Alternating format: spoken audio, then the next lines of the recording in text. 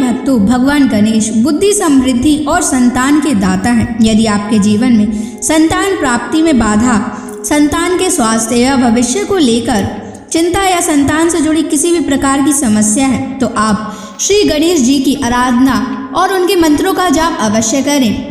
भगवान गणेश के मंत्रों का नियमित 108 बार जाप करने से आपके पुत्र पर बने हुए सारे संकट एक बार में ही खत्म हो जाएंगे और आपके पुत्र पर भगवान गणेश की असीम कृपा बनी रहेगी। इसलिए आज हम आपको भगवान गणेश का एक ऐसा चमत्कारी और प्रभावशाली मंत्र बताने जा रहे हैं, जिस मंत्र के नियमित 108 बार जाप करने से आपका पुत्र हमेशा खुश रहेगा और उसका स्वास्थ्य हमेशा अच्छा बना रहेगा। आपके पुत्र को उसके भविष्य में कभी भी असफलता प्राप्त नहीं होगी, उसका जीवन हमेशा खुशियों से भर जाएगा। इसलिए प्यारे भक्तों, इस मंत्र का नियमित 108 बार जाप करें। यह गणेश जी का अचूक मंत्र है, इसलिए इस मंत्र का नियमित 108 बार जाप करें। यदि आप इस मंत्र का नियमित 108 बार जाप करने में असफल हैं, तो आप इस वीडियो को अपने मोबाइल फ़ोन पर या स्पीकर पर चलाकर नियमित सुनें। अगर आप भगवान गणेश जी की असीम कृपा प्राप्त करना चाहते हैं और उनका आशीर्वाद अपने ऊपर बनाए रखना चाहते हैं, तो इस वीडियो को लाइक और चैनल को सब्सक्राइब जरूर कर दीजिए और कमेंट बॉक्स में जय श्री गणेश अवश्य लिख दीजिए। तो चलिए भक्तों, मंत्र का जाप करना प्रारंभ करते हैं। ओम ग्लौम गम गणपतये सर्वदुष्ट ग्रहे बाधा विनाशाय स्वाहा। ओम ग्लौम गम गणपतये सर्वदुष्ट ग्रहे बाधा विनाशाय स्वाहा। ओम ग्लौम गम गणपतये सर्वदुष्ट ग्रहे बाधा विनाशाय स्वाहा। ओम ग्लौम गम गणपतये सर्वदुष्ट ग्रहे बाधा विनाशाय स्वाहा। ओम ग्लौम गम गणपतये सर्वदुष्ट ग्रहे बाधा विनाशाय स्वाहा। ओम ग्लौम गम गणपतये सर्वदुष्ट ग्रहे बाधा विनाशाय स्वाहा। ओम ग्लौम गम गणपतये सर्वदुष्ट ग्रहे बाधा विनाशाय स्वाहा। ओम ग्लौम गम गणपतये सर्वदुष्ट ग्रहे बाधा विनाशाय स्वाहा। ओम ग्लौम गम गणपतये सर्वदुष्ट ग्रहे बाधा विनाशाय स्वाहा। ओम ग्लौम गम गणपतये सर्वदुष्ट ग्रहे बाधा विनाशाय स्वाहा।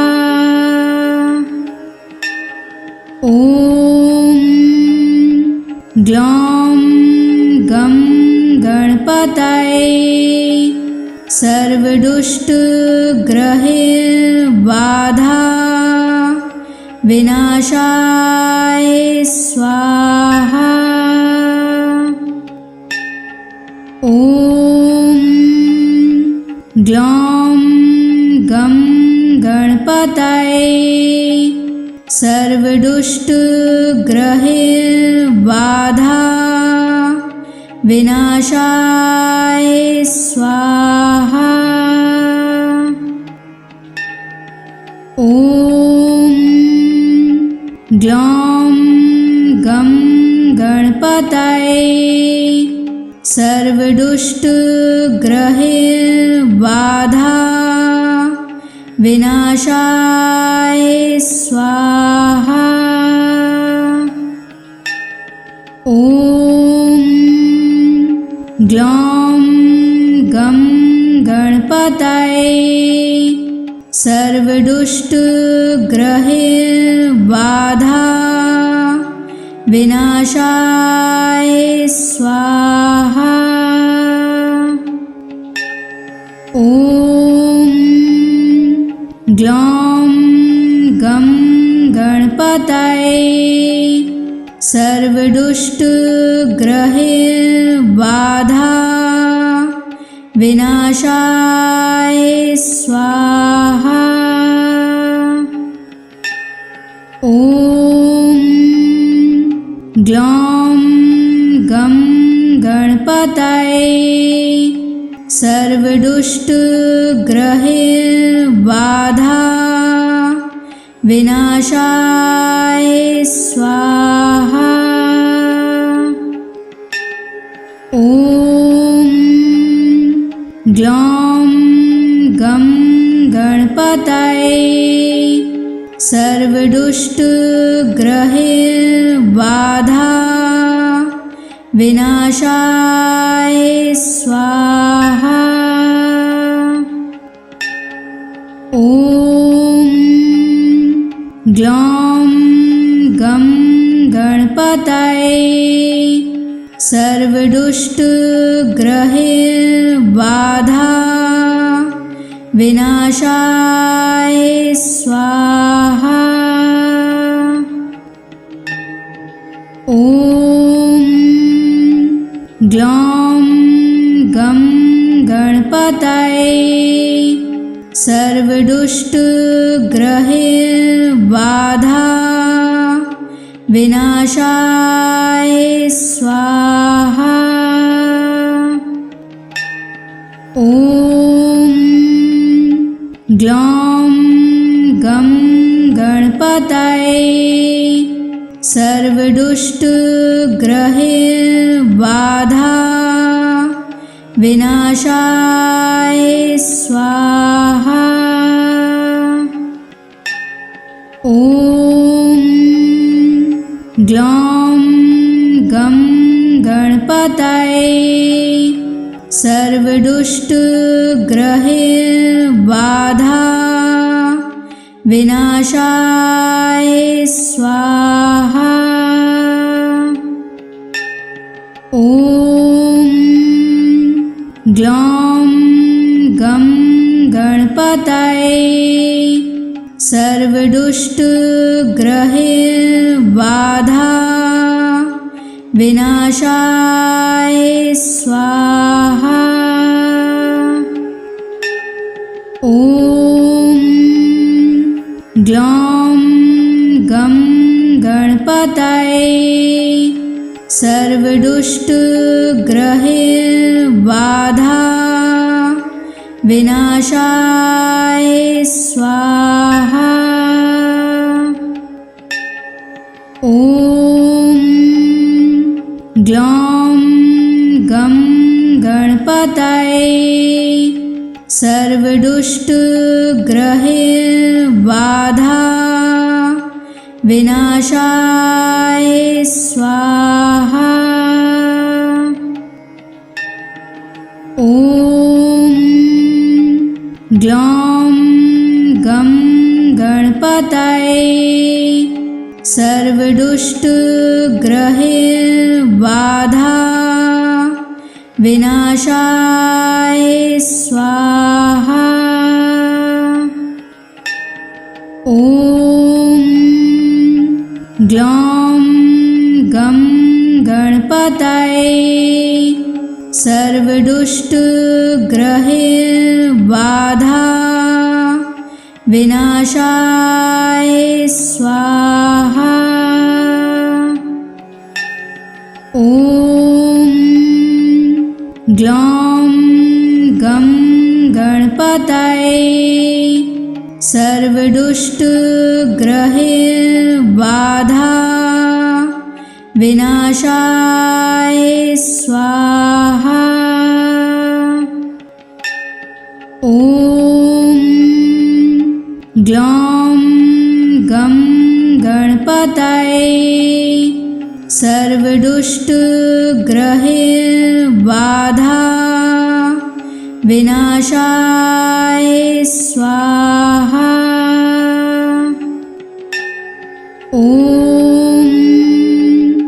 ग्लौं गं गणपतये सर्वदुष्टग्रहैर्बाधा विनाशाय स्वाहा। ॐ ग्लौं गं गणपतये सर्वदुष्टग्रहैर्बाधा विनाशाय स्वाहा। ॐ ग्लौं गं गणपतये सर्वदुष्टग्रहैर्बाधा विनाशाय स्वाहा। ॐ ग्लौं गं गणपतये सर्वदुष्टग्रहैर्बाधा विनाशाय स्वाहा। ॐ ग्लौं गं गणपतये सर्वदुष्टग्रहैर्बाधा विनाशाय स्वाहा। ॐ ग्लौं गं गणपतये सर्वदुष्टग्रहैर्बाधा विनाशाय स्वाहा। ॐ ग्लौं गं गणपतये सर्वदुष्टग्रहैर्बाधा विनाशाय स्वाहा। ॐ ग्लौं गं गणपतये सर्वदुष्टग्रहैर्बाधा विनाशाय स्वाहा। ॐ ग्लौं गं गणपतये सर्वदुष्टग्रहैर्बाधा विनाशाय स्वाहा। ॐ ग्लौं गं गणपतये सर्वदुष्टग्रहैर्बाधा विनाशाय स्वाहा। ॐ ग्लौं गं गणपतये सर्वदुष्टग्रहैर्बाधा विनाशाय स्वाहा। ॐ ग्लौं गं गणपतये सर्वदुष्टग्रहबाधा विनाशाय स्वाहा। ॐ ग्लौं गं गणपतये सर्वदुष्टग्रहबाधा विनाशाय स्वाहा। ॐ ग्लौं गं गणपतये सर्वदुष्टग्रहबाधा विनाशाय स्वाहा। ॐ ग्लौं गं गणपतये सर्वदुष्टग्रहबाधा विनाशाय स्वाहा। ॐ ग्लौं गं गणपतये सर्वदुष्टग्रहबाधा विनाशाय स्वाहा। ॐ ग्लौं गं गणपतये सर्वदुष्टग्रहबाधा विनाशाय स्वाहा। ॐ ग्लौं गं गणपतये सर्वदुष्टग्रहबाधा विनाशाय स्वाहा। ॐ ग्लौं गं गणपतये सर्वदुष्टग्रहबाधा विनाशाय स्वाहा। ॐ ग्लौं गं गणपतये सर्वदुष्टग्रहबाधा विनाशाय स्वाहा। ॐ ग्लौं गं गणपतये सर्वदुष्टग्रहबाधा विनाशाय स्वाहा। ॐ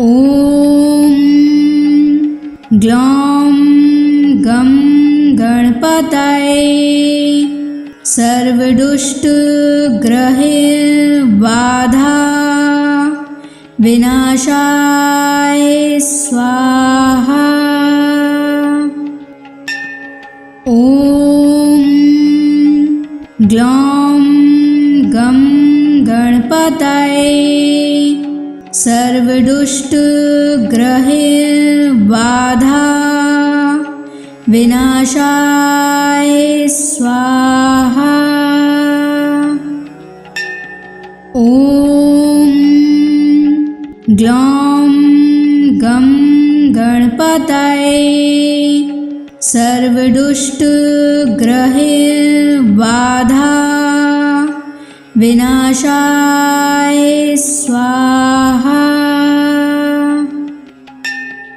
ॐ ग्लौं गं गणपतये सर्वदुष्टग्रहबाधा विनाशाय स्वाहा। ॐ ग्लौं गं गणपतये सर्वदुष्टग्रहबाधा विनाशाय स्वाहा। ॐ ग्लौं गं गणपतये सर्वदुष्टग्रहबाधा विनाशाय स्वाहा। ॐ ग्लौं गं गणपतये सर्वदुष्टग्रहबाधा विनाशाय स्वाहा। ॐ ग्लौं गं गणपतये सर्वदुष्टग्रहबाधा विनाशाय स्वाहा। ॐ ग्लौं गं गणपतये सर्वदुष्टग्रहबाधा विनाशाय स्वाहा। ॐ ग्लौं गं गणपतये सर्वदुष्टग्रहबाधा विनाशाय स्वाहा। ॐ ग्लौं गं गणपतये सर्वदुष्टग्रहबाधा विनाशाय स्वाहा। ॐ ग्लौं गं गणपतये सर्वदुष्टग्रहबाधा विनाशाय स्वाहा। ॐ ग्लौं गं गणपतये सर्वदुष्टग्रहबाधा विनाशाय स्वाहा। ॐ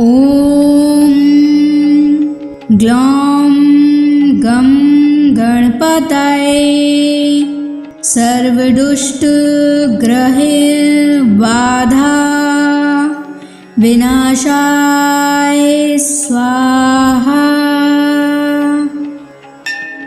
ॐ ग्लौं गं गणपतये सर्वदुष्टग्रहबाधा विनाशाय स्वाहा। ॐ ग्लौं गं गणपतये सर्वदुष्टग्रहबाधा विनाशाय स्वाहा। ॐ ग्लौं गं गणपतये सर्वदुष्टग्रहबाधा विनाशाय स्वाहा। ॐ ग्लौं गं गणपतये सर्वदुष्टग्रहबाधा विनाशाय स्वाहा। ॐ ग्लौं गं गणपतये सर्व सर्वदुष्टग्रहैर्बाधा विनाशाय स्वाहा। ॐ ग्लौं गं गणपतये सर्वदुष्टग्रहैर्बाधा विनाशाय स्वाहा। ॐ ग्लौं गं गणपतये सर्वदुष्टग्रहैर्बाधा विनाशाय स्वाहा। ॐ ग्लौं गं गणपतये सर्वदुष्टग्रहैर्बाधा विनाशाय स्वाहा। ॐ ग्लौं गं गणपतये सर्वदुष्टग्रहैर्बाधा विनाशाय स्वाहा। ॐ ग्लौं गं गणपतये सर्वदुष्टग्रहैर्बाधा विनाशाय स्वाहा। ॐ ग्लौं गं गणपतये सर्वदुष्टग्रहैर्बाधा विनाशाय स्वाहा। ॐ ग्लौं गं गणपतये सर्वदुष्टग्रहैर्बाधा विनाशाय स्वाहा। ॐ ग्लौं गं गणपतये सर्वदुष्टग्रहैर्बाधा विनाशाय स्वाहा। ॐ ग्लौं गं गणपतये सर्वदुष्टग्रहैर्बाधा विनाशाय स्वाहा। ॐ ग्लौं गं गणपतये सर्वदुष्टग्रहैर्बाधा विनाशाय स्वाहा। ॐ ग्लौं गं गणपतये सर्वदुष्टग्रहैर्बाधा विनाशाय स्वाहा। ॐ ग्लौं गं गणपतये सर्वदुष्टग्रहैर्बाधा विनाशाय स्वाहा। ॐ ग्लौं गं गणपतये सर्वदुष्टग्रहैर्बाधा विनाशाय स्वाहा। ॐ ग्लौं गं गणपतये सर्वदुष्टग्रहैर्बाधा विनाशाय स्वाहा।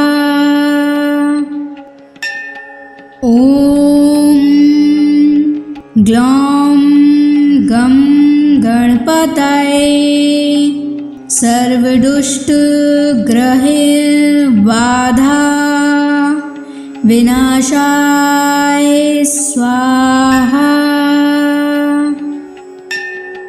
ॐ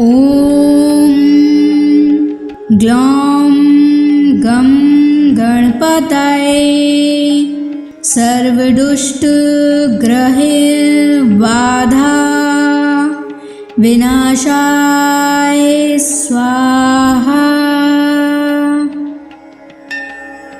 ॐ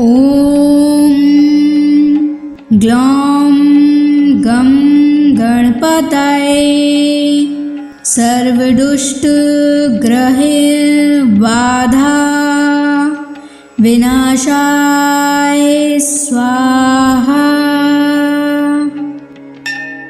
ॐ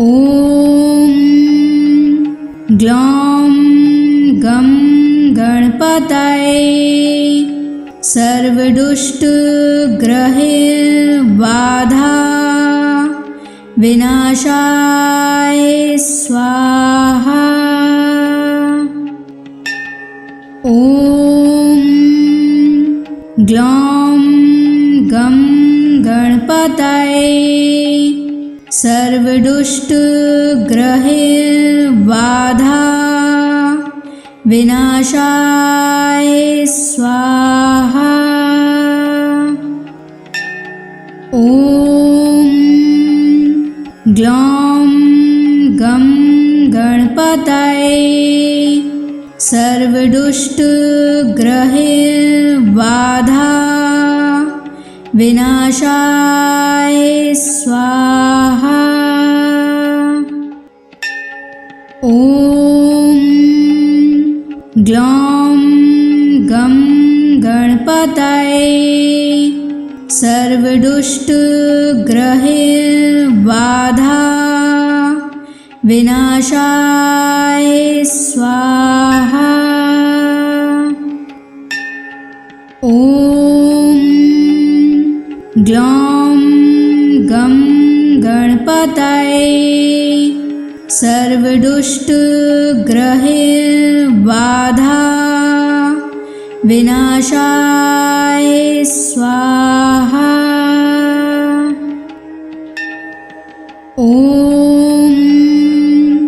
ग्लौं गं गणपतये सर्वदुष्टग्रहबाधा विनाशाय स्वाहा। ॐ ग्लौं गं गणपतये सर्वदुष्टग्रहबाधा विनाशाय स्वाहा। ॐ ग्लौं गं गणपतये सर्वदुष्टग्रहबाधा विनाशाय स्वाहा। ॐ ग्लौं गं गणपतये सर्वदुष्टग्रहबाधा विनाशाय स्वाहा। ॐ ग्लौं गं गणपतये सर्वदुष्टग्रहबाधा विनाशाय स्वाहा। ॐ ग्लौं गं गणपतये सर्वदुष्टग्रहबाधा विनाशाय स्वाहा। ॐ ग्लौं गं गणपतये सर्वदुष्टग्रहैर्बाधा विनाशाय स्वाहा। ॐ ग्लौं गं गणपतये सर्वदुष्टग्रहैर्बाधा विनाशाय स्वाहा। ॐ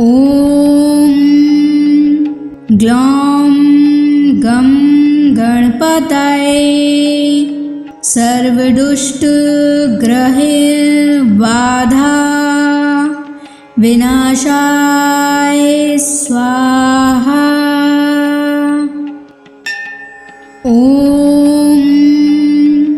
ग्लौं गं गणपतये सर्वदुष्टग्रहैर्बाधा विनाशाय स्वाहा।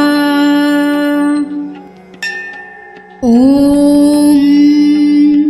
ग्लौं गं गणपतये सर्वदुष्टग्रहैर्बाधा विनाशाय स्वाहा। ॐ ग्लौं गं गणपतये सर्वदुष्टग्रहैर्बाधा विनाशाय स्वाहा। ॐ ग्लौं गं गणपतये सर्वदुष्टग्रहैर्बाधा विनाशाय स्वाहा। ॐ ग्लौं गं गणपतये सर्वदुष्टग्रहैर्बाधा विनाशाय स्वाहा। ॐ ग्लौं गं गणपतये सर्वदुष्टग्रहैर्बाधा विनाशाय स्वाहा। ॐ ग्लौं गं गणपतये सर्वदुष्टग्रहैर्बाधा विनाशाय स्वाहा। ॐ ग्लौं गं गणपतये सर्वदुष्टग्रहैर्बाधा विनाशाय स्वाहा। ॐ ग्लौं गं गणपतये सर्वदुष्टग्रहैर्बाधा विनाशाय स्वाहा। ॐ ग्लौं गं गणपतये सर्वदुष्टग्रहैर्बाधा विनाशाय स्वाहा। ॐ ग्लौं गं गणपतये सर्वदुष्टग्रहैर्बाधा विनाशाय स्वाहा। ॐ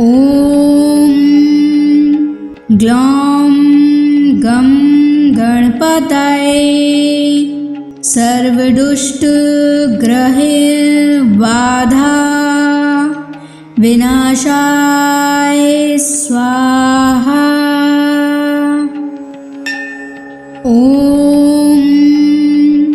ग्लौं गं गणपतये सर्वदुष्टग्रहबाधा विनाशाय स्वाहा। ॐ ग्लौं गं गणपतये सर्वदुष्टग्रहबाधा विनाशाय स्वाहा। ॐ ग्लौं गं गणपतये सर्वदुष्टग्रहबाधा विनाशाय स्वाहा। ॐ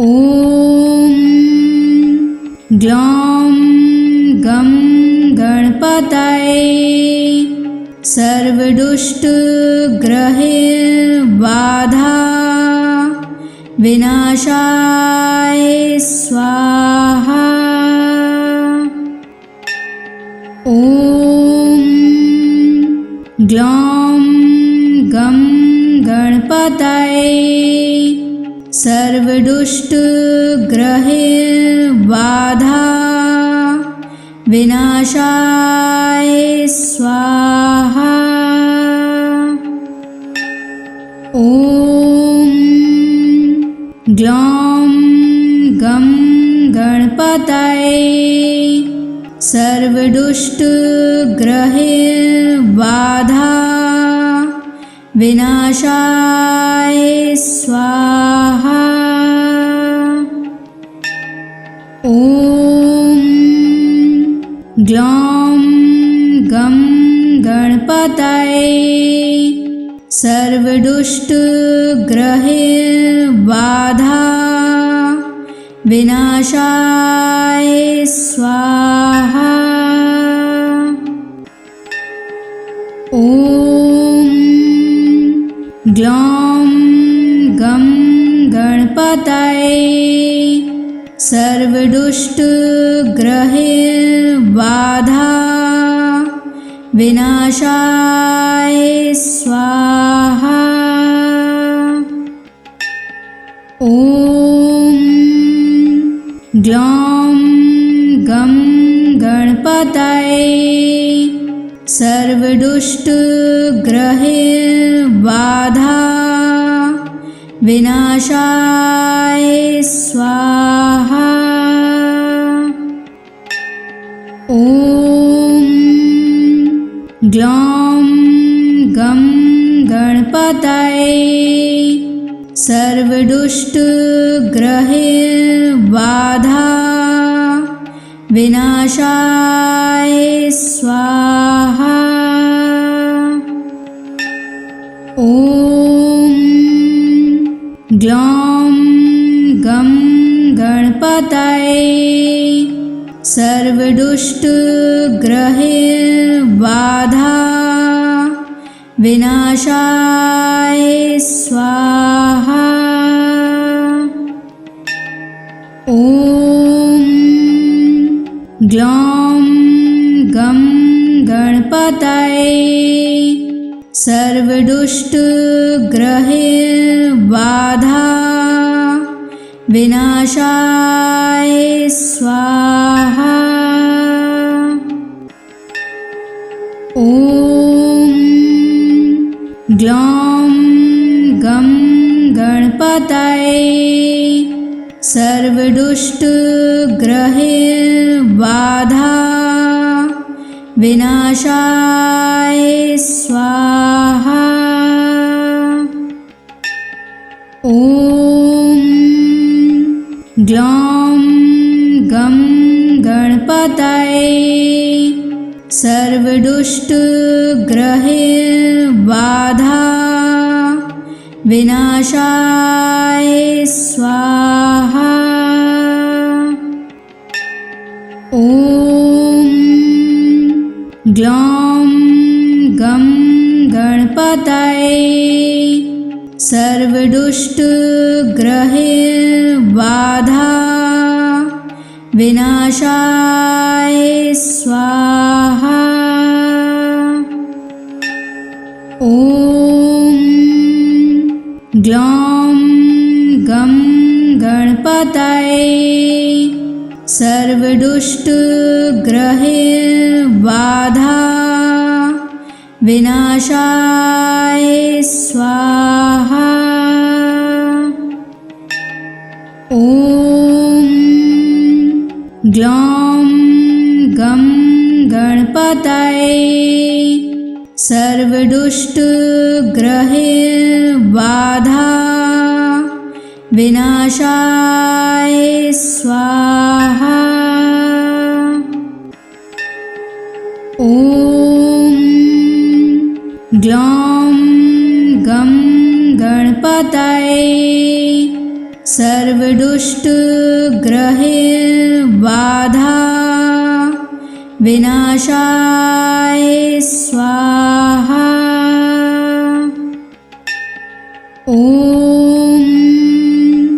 ग्लौं गं गणपतये सर्वदुष्टग्रहबाधा विनाशाय स्वाहा। ॐ ग्लौं गं गणपतये सर्वदुष्टग्रहबाधा विनाशाय स्वाहा। ॐ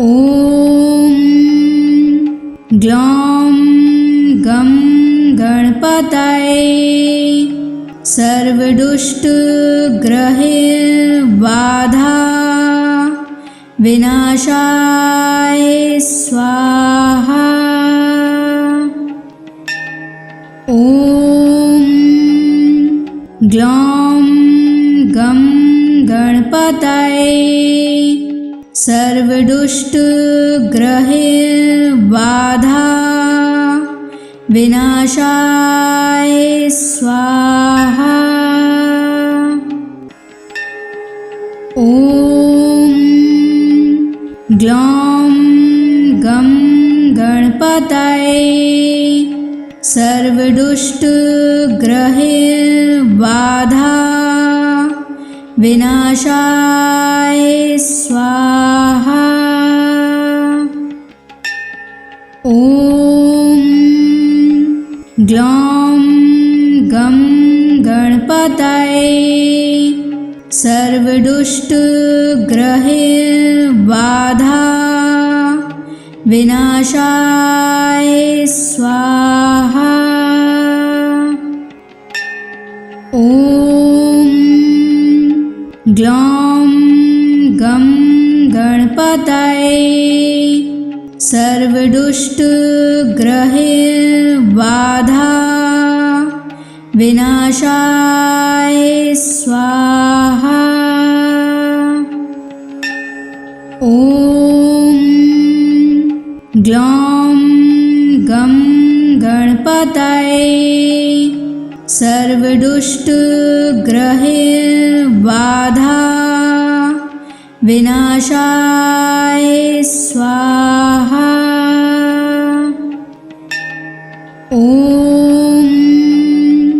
ग्लौं गं गणपतये सर्वदुष्टग्रहबाधा विनाशाय स्वाहा। ॐ ग्लौं गं गणपतये सर्वदुष्टग्रहबाधा विनाशाय स्वाहा। ॐ ग्लौं गं गणपतये सर्वदुष्टग्रहबाधा विनाशाय स्वाहा। ॐ ग्लौं गं गणपतये सर्वदुष्टग्रहबाधा विनाशाय स्वाहा।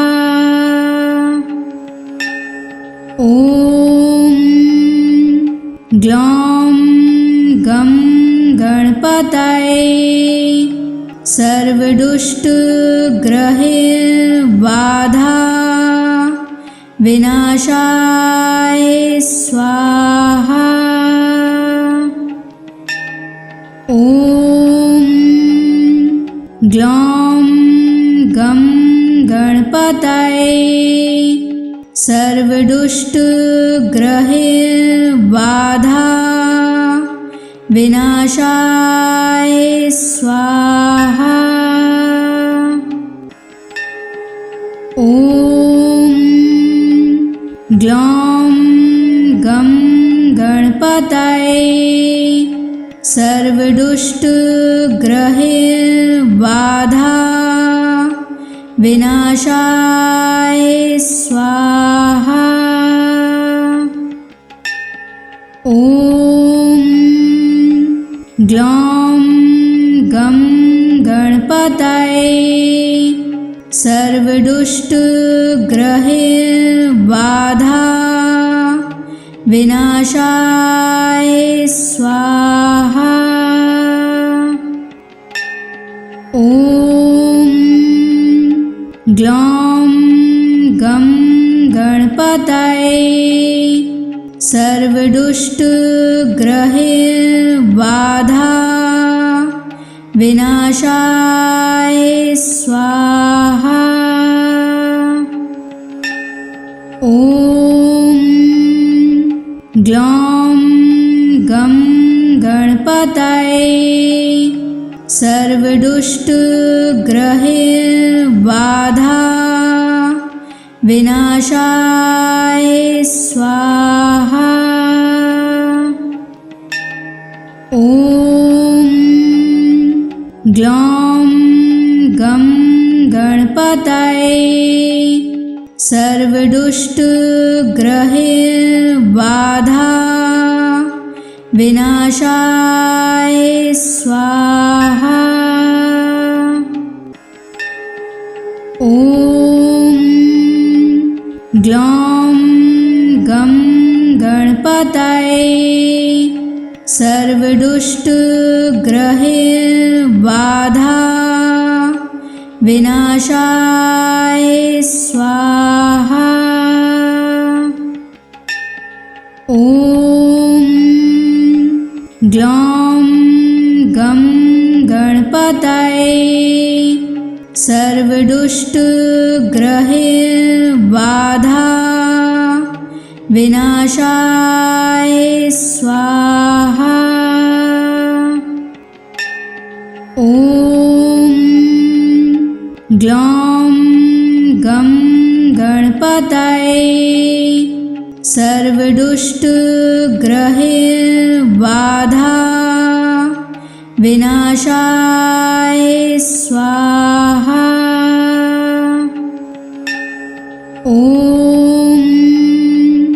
ग्लौं गं गणपतये सर्वदुष्टग्रहबाधा विनाशाय स्वाहा।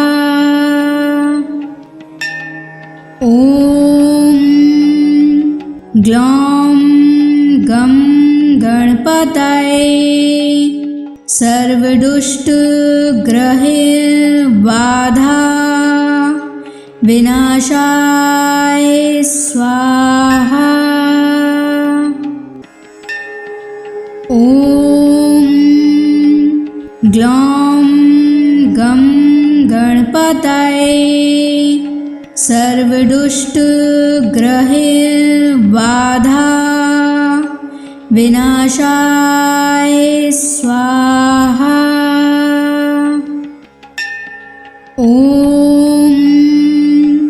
ग्लौं गं गणपतये सर्वदुष्टग्रहबाधा विनाशाय स्वाहा।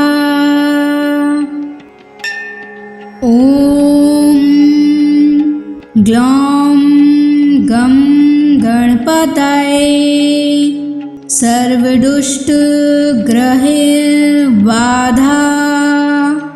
विनाशाय स्वाहा। ॐ ग्लौं गं गणपतये सर्वदुष्टग्रहबाधा विनाशाय स्वाहा। ॐ